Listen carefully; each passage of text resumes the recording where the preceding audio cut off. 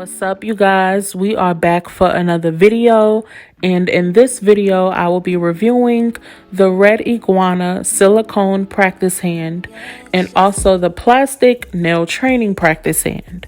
I have used both extensively along my nail journey, so I will be reviewing both products and going over the things that I like about both of them today. So you guys, let's go ahead and jump right in. So the first thing I want to talk about is the packaging. The red iguana hand does come in this pink little box.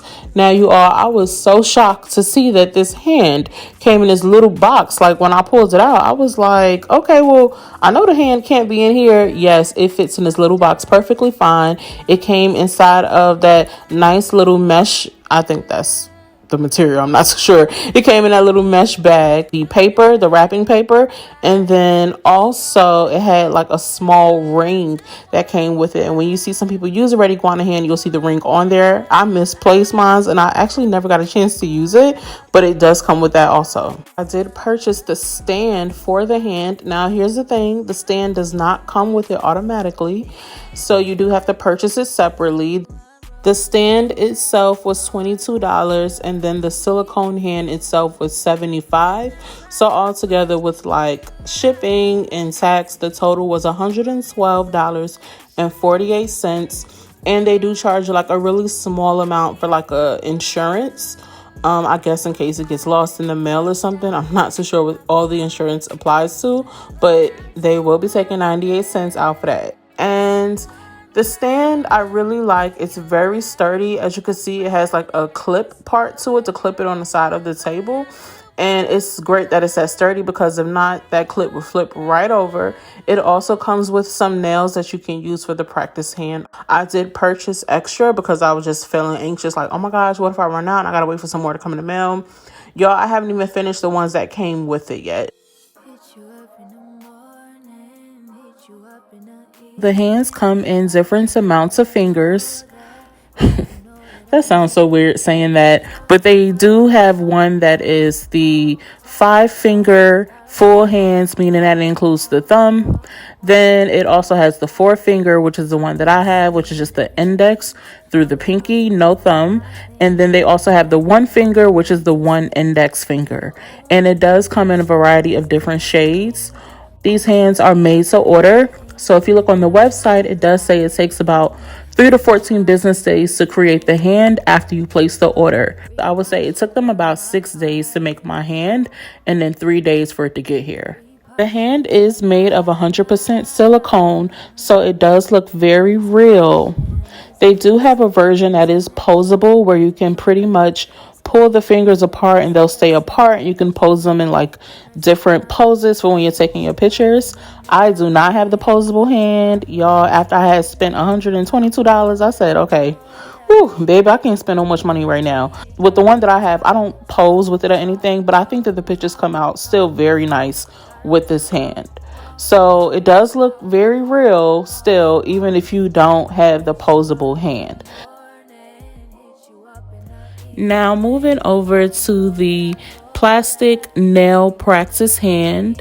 This hand did come in a larger box, and I did get it from Amazon for the cost of $24, and it came in 2 days with my Amazon Prime shipping. And this is what it looks like. And I'm pretty sure if you Google it, you could find it from plenty other places. So as you can see, for the practice hand, like I said, it is plastic, and it does come with the actual stand already attached to it. So unlike the red iguana hand, you don't have to purchase a stand separately. It's already fully attached to the hand, and it is pretty sturdy just as much. It does not have the clip-on part that goes on the edge of the table, but it has like a screw part where you can tighten it on the edge, and it works just as well. So one thing I also want to point out about this hand is that the fingers are posable. So with the red iguana hand, as you can see here, you can't pose these, but they do have a posable hand. And it does come with some nail tips. It also came with this nail clipper. Now, here's the thing about this clipper. It does not come with each and every practice hand. Some comes with it. Some brands don't have it with it, because this practice hand does come in different brands. One thing I want to point out about this practice hand also as well is that you can take off of the fingertip parts. Basically, if you look at some people's hands, you see that it just has like the finger and then the nail bed itself. That's because they take off the fingertip parts. That's something that's removable if you don't like how it looks also, and you could just snap it back on whenever you want to use it again. So from here forward, we could just jump right into talking about the prepping. So when you are prepping for this plastic trainer hand, as you have already seen, you stick the nail tips into this white plastic compartment.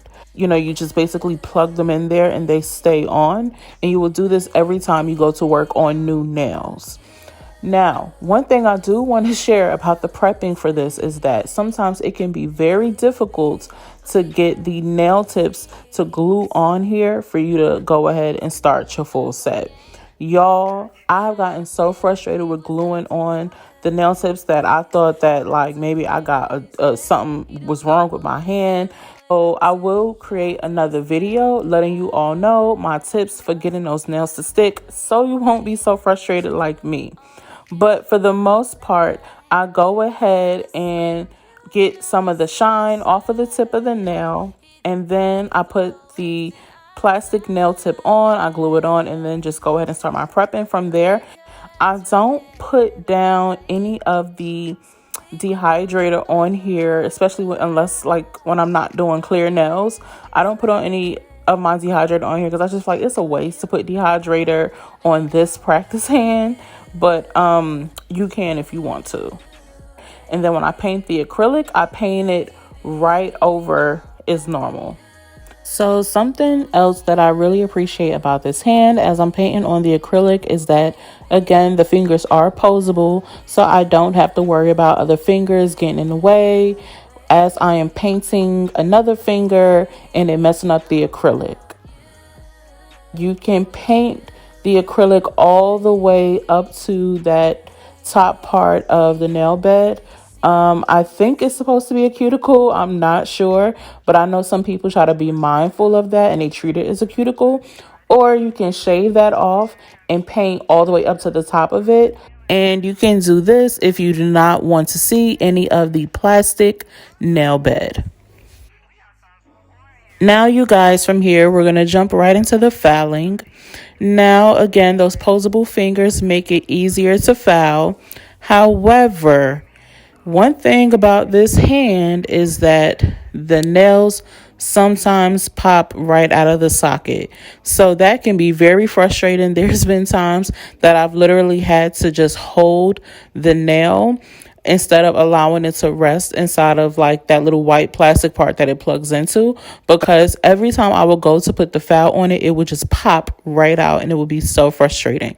So that is one thing that I wish was better with the hand. I just wish that the nails fit a little bit more snug into the actual the white part that you plug it into.